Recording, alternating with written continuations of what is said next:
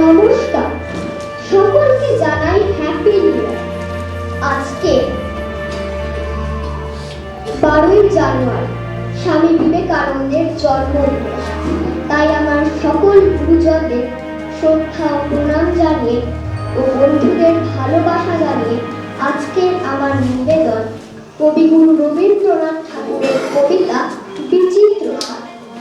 আমি যখন পাঠশালাতে যাই, আমাদের এই বাড়ির গলিতে 10টা বেলায় রোজ দেখতে পাই ফেরিওয়ালা যাচ্ছে ফেরি নিয়ে।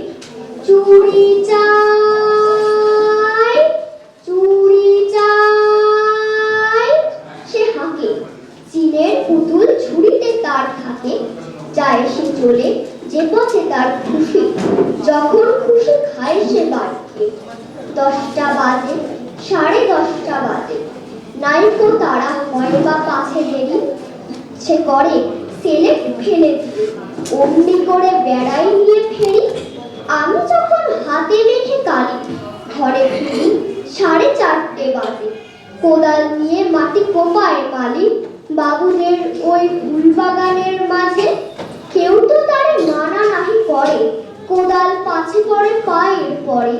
গায়ে মাথায় লাগছে কত ধুলো, কেউ তো এসে বকে না তার কাজে।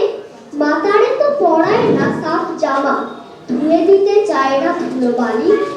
সে করে আমি হতে জন্য বাবুদের ওই ফুল বাগানের মালিক। একটু বেশি রাত না হতে হতে মা আমারে ঘুম পাড়াতে চায়। জানালা দিয়ে দেখি যে পথে পাগড়ি পরে পাহাড়ওলা যায়। আধার গলি, লোক বেশি না জলে, গ্যাসের আলো মিটমিটিয়ে জ্বলে। লণ্ঠনটি ঝুলিয়ে নিয়ে হাতে দাঁড়িয়ে থাকে বাড়ির দরজায়। রাত হয়ে যায় 10টা 11টা, কেউ তো কিছু বলে না তার ডাকে। ইচ্ছে করে পাহাড়ওলা হয়ে গলির ধারে আপন মনে জাগি। নমস্কার।